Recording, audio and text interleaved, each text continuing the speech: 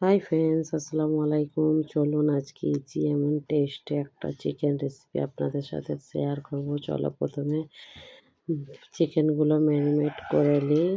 এখানে নুন, হলদি অল্প অল্প করে দিয়েছি। কতটা পরিমাণ দিচ্ছি আপনারা দেখতেই পাচ্ছেন। নুন, হলদি, একটু কাশ্মীরি লঙ্কা, এখানে 3-4 চামচের মতো টক দই দিয়েছি। একটা লেবুর রস দিয়ে দেব, একটু হাফ চা চামচের মতো আদা রসুন পেস্ট দিয়ে এটাকে ম্যারিনেট করে আমি আধা ঘন্টা সাইডে রেখে দেব। একটু বেশি রাখলে বেশি ভালো, কিন্তু টাইম তো শর্ট ছিল, সেই জন্য এখানে আমি 750 ml এর মতো, মানে 100-র একটু কম আমি সাদা তেল দিয়েছি। তাতে কিছু হাঁড়া মশলা অ্যাড করেছি, একটা রসুন অ্যাড করেছি। যেগুলো দিচ্ছি আপনারা তো পরিমাণটা দেখতেই পাচ্ছেন। এখানে 3টে আমি পেঁয়াজ দিয়েছি, যেটা পুরো পেস্তার মতো ফ্রাই করে নেব এরকম তারা। এর উপরে 1 চা চামচ আর একটুখানি আদা রসুন পেস্ট দিয়েছি, সেটাকেও ভাজা ভাজা করে নেব। ভাজা ভাজা হয়ে গেলে এরপর এর উপরে যে ম্যারিনেট করা চিকেনটা আমরা করেছিলাম ওটা এর উপরে অ্যাড করে দেব। একবার চিকেনের কালারটা দেখো কত সুন্দর এসছে। একবার প্লিজ এরকম বানিয়ে খেয়ে দেখবেন, অপূর্ব লাগে খেতে, খুব সুন্দর লাগে।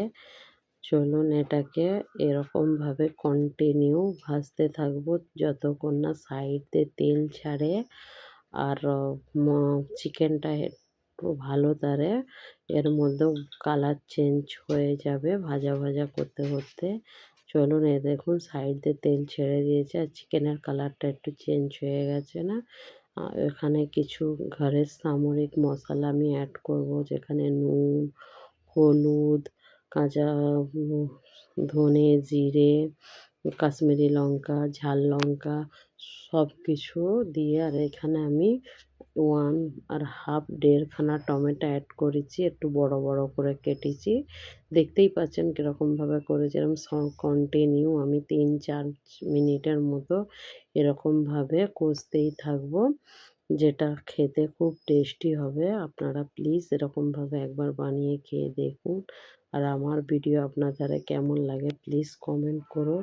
যে এর উপরে মশলাটা ম্যারিনেট করে রেখেছিলাম ওতে একটু পানি দিয়ে মিক্স করে এরকমভাবে কন্টিনিউ যতক্ষণ না মশলা দেখেন তেল ছাড়ে ততক্ষণ এরকমভাবে কন্টিনিউ কষে যাবেন। এই দেখুন সাইড দিয়ে কত সুন্দর তেল ছেড়ে দিচ্ছে আর কালারটা তো অপূর্ব লাগছে। হয়তো ফোনে অতটা সুন্দর লাগছে কি জানি না, কিন্তু আমাদের এখানে দেখতে তো অপূর্ব লাগছে আর খেতে তো খুব টেস্টি হয়েছিল। ডিনারে, লাঞ্চে, যে কোনো টাইমে আপনারা খেতে পারেন।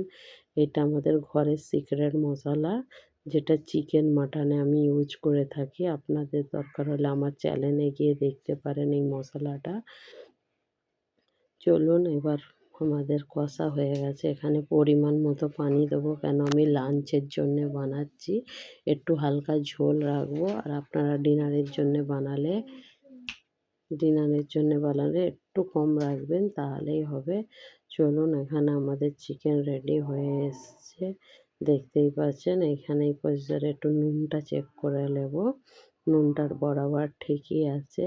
চলুন এখানে আমাদের গাছের ধনেপাতা নিয়ে এসেছি, নিয়ে এসে উপর দিয়ে পরিবেশন করে দিলাম। আপনাদের কেমন লাগছে প্লিজ কমেন্ট করো। আর যদি ভালো লেগে থাকে আমার পেজটাকে প্লিজ ফলো করো, আর খুব ভালো লাগলে সাবস্ক্রাইবার করে দিও। চলুন এখানে আমাদের চিকেন রেসিপি রেডি হয়ে গেছে। নামটা কি দেওয়া যায় প্লিজ আপনারা কমেন্ট করে বলো। আমি তো ইউনিক চিকেন রেসিপি বলেছি, ইজি অ্যান্ড টেস্টি। এবার আপনারা বলুন। ওকে বাই, আল্লাহ হাফেজ, অল ফ্রেন্ডস ভালো থেকো।